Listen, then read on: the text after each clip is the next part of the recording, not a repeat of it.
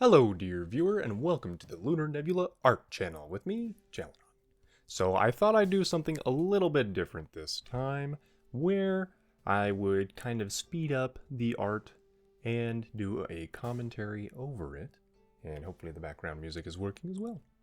But yeah, so last time we worked on Michelangelo as an airbender, modeled after Aang with his costume, and this time we're doing Leonardo as an earthbender. I know, color scheme makes sense for him to be a waterbender, but I just think as Leonardo is kind of the most stable character in Teenage Mutant Ninja Turtles, other than Donatello. You know, I just figured he made more sense as an earthbender personality-wise. Here I am trying to join these two curves together, and generally you have to select the two nodes right next to each other. As you saw there, it kind of tried to connect from one end of the thing to the other. Here I am trying to change the eyes a little bit for Leo since his head is facing a different direction. I'm trying to mess with that a little bit with the little highlights. But eventually I do change the eyes entirely to look more like the anime Avatar style, just to see which style I think would fit better with this piece. But for now we're working on those eyebrows because they help really sell the expression of stoic. And then I'm making a neck underneath there. I'll have to reposition it later behind the front of the shell, but as you can see, we are reusing a lot of assets from Michelangelo, and we are trying to make the proper shapes with here. The arm is now facing kind of like Toph's.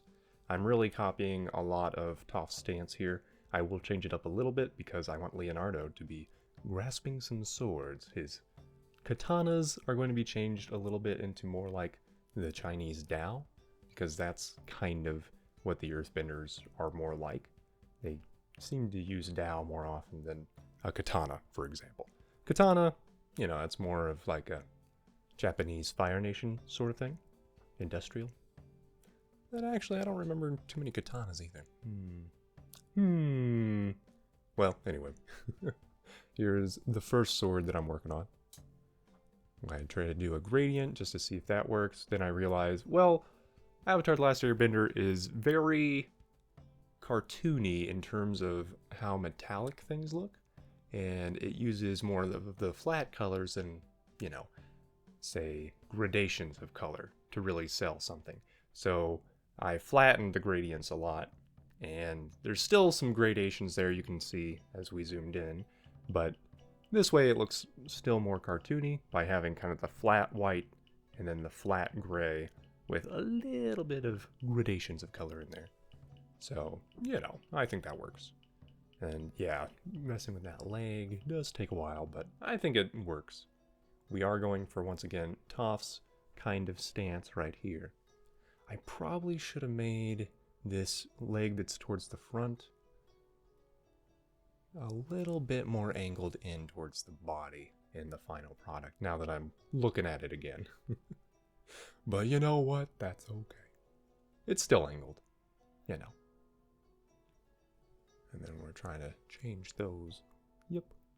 And as you can see, the clipping mask for the shadow inside the knee pad sort of ribbon thing is not going to be the right color right now, so we will change that in the future. But right now I'm trying to copy Toph's kind of ankle bracers and wrist bracer design onto Leonardo. I went and saved there just to make sure we didn't lose anything, because sometimes Affinity Designer likes to freak out and close stuff and then forget what happened. So I try to make sure I don't do that. And here I did the front part, and then I did a separate shape for the inner fold shadow of that cloth. And then we will be changing the colors on these later, because I realized that I took that greenish color for the cloth, at least, from the transparent Toph, so it's a different color technically than the opaque Toph, or the 100% opacity Toph. So that will be changed later. For now though, I'm still messing with these knee pad ribbon things, and I am changing the color of the shadows. I think I do it one more time, but yeah, I definitely have to change that arm. I think I actually make an arm I'm pretty proud of. with just some simple shapes, really, that we then transform a little bit. And yeah, I'm looking at Toph's fingers here. Of course, with Leonardo, we have to figure out how to do 2 fingers. But the way I think about it is, even with 4 fingers, you try to divide the hand in half with the top 2 fingers and the bottom 2 fingers. And so that's what I ended up doing here, with just the 1 finger and the other finger as the grippy fingers. And then we have the thumb on top. And we can make those pretty thick, because that's what the Teenage Mutant Ninja Turtles kind of have for their fingers. Thick fingers. And then, yeah, we're doing this ribbon. We're kind of trying to make it look like it's wrapping around the arm. So, as you can see there, I kind of pull it a little bit around and inwards. And then here we're separating the bicep. So there I break the curve. And so we can kind of mess with that a bit and just lay it over the other shadow. And by shadow, I mean other shape. To kind of make it look like the tricep is going into the shoulder. Kind of under the deltoid. And now here we're just adjusting things. And as you can see, I do jump around and work on other things that I realize, oh wait, that needs to be changed. So here I've got the yellow bit on top because that's what's coming out towards the viewer. And so you kind of have to figure out what should be on top of the other thing in terms of layers. And so, yeah, that's what's going on there. I decided, you know what, we should probably put on those Teenage Mutant Ninja Turtle belts. And then I'll probably go back and fix things in a final episode. So, a 5th episode. Yes, I'm spoiling it now. So if you listen to this commentary, I will do a 5th episode where I go back through and finally decide on kind of what's the unifying design, what do I want in the end, and should I change the eyeballs? I really think Michelangelo's shouldn't be changed, just because I was going for that cartoony Aang look anyway, where he has his pupils really tiny when he's so happy. So yeah, I'm probably not going to change those, but I will most likely change Raphael's because you'll see. But for now, here we are. Hopefully you're entertained. And here's this bracer. You kind of want it to look like the cloth is coming from underneath. Yep. And we want the bracer to look like it wraps around it. So in general, we want the bracer, the edge of it, to be further than the edge of the cloth, at least at first. So as you can see, there's a lot of finagling, and I decide to save, making sure my Apple Pencil's charged. I finally moved Toph out of the way so you can see Leo better. But yeah, you can literally just work on things from that other direction. And as you can see here, we're making kind of the trapezius coming up and around. So now you can see that, and we're putting the arms behind the shell now. Yep, and there's that soon to be a belt.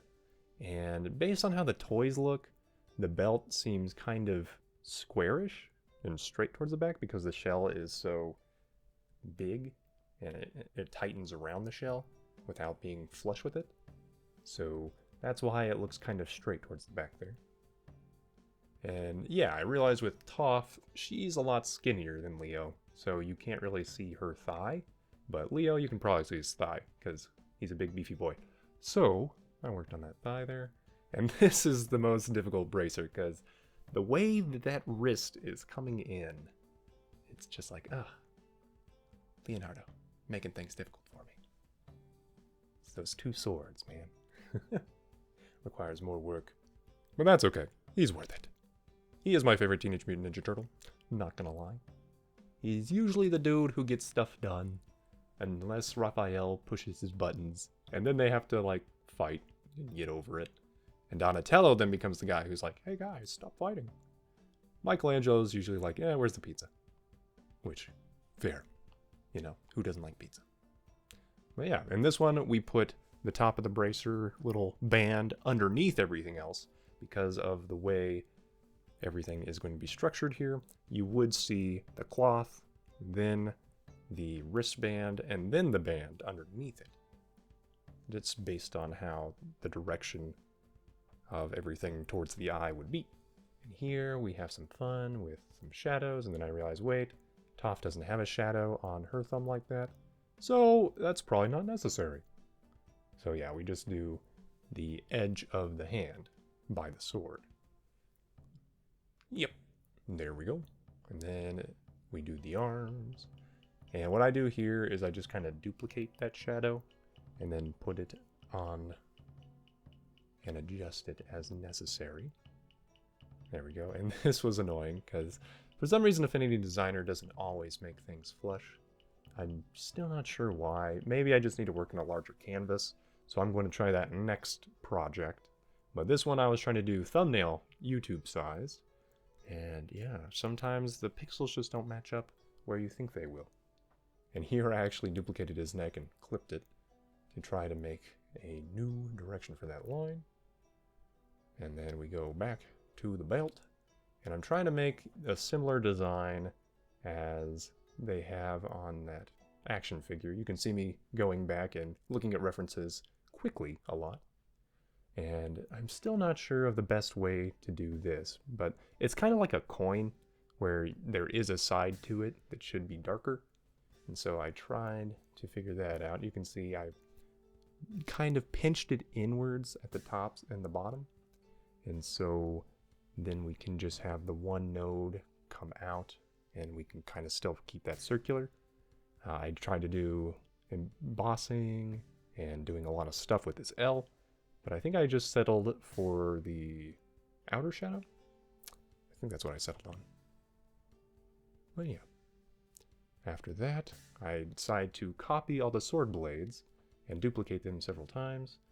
I was going to use a multiply layer, but that didn't quite work, so I just had to copy the colors that I had with each separate layer, and that's why I multiplied it.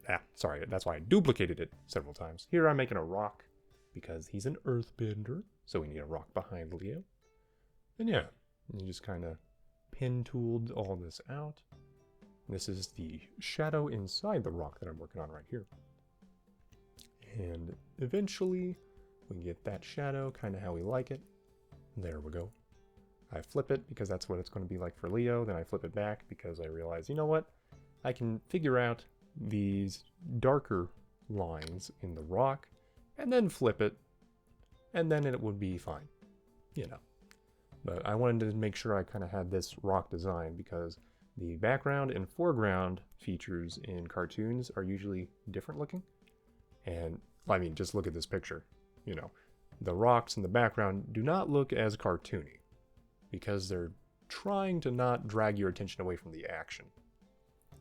And so I do some things here. I adjust how the line will draw. So in general, I'm keeping the ends of the lines pretty thin. And then we have that. We push it behind Leo, and then I have to push it behind Mikey as well. And I add a few more dark lines just because. We have Leonardo's head ribbons. And I'm trying to make it look like he's turning his head quickly. So that's why they're more flat in terms of like the ribbons not being twisty and stuff. And I do make his bandanas and stuff more blue. Kind of matching his sword hilts. So we will see. Actually, is that... Is it the wrist guard? Shoot. I forget. There's a lot of different pieces in the swords, like right here. Ooh, this is actually kind of fun. So I don't know if I'm going to keep this or not, since it is a raster layer. But I do make a triangle for trying to be like dirt rising from the ground. So I do a mask layer there, kind of erase parts of it out with a white paintbrush. And as you can see, I'm adjusting the nodes of that so they're kind of strands of dust that pop off from the sides. I used a Specs Nature brush from Frankentomb that I did pay for on the Affinity store. And then I'm making this sword thinner because I want it to look like it is facing towards us more. That was really annoying to do. But I think it works.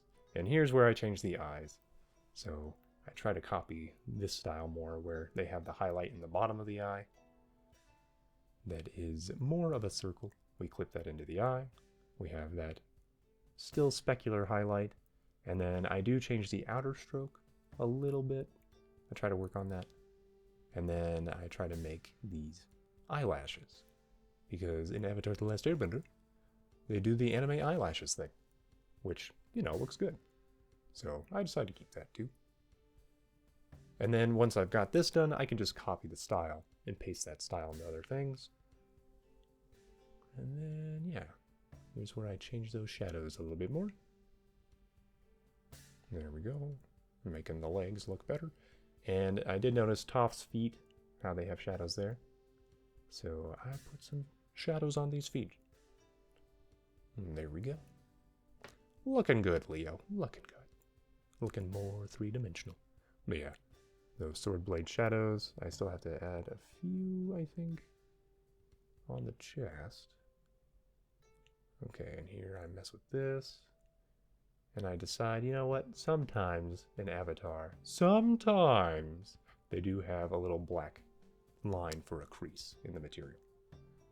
And then with this one, I have to think about the folds more because the elbow here is going to be the point of tension, really.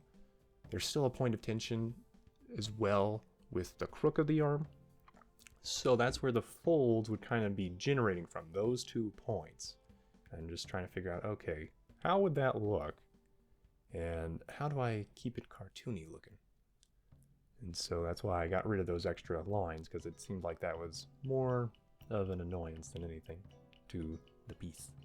Whereas here, I'm trying to finish this belt off and figure out the shadow color, which thankfully we did earlier. So we can do that. All right. Oh, there we go. And then I have a little crease line for this thing as well. Try to make it look like it's still material. Okay. Yeah, and with the fire to the right, I was still working out what kinds of shadows would I have. And I think this still works. Let me know what you think in the comments below. Leave a like if you've enjoyed this episode of Lunar Nebula Art, dear viewer. Subscribe to see more of art videos. And I hope you have a great day.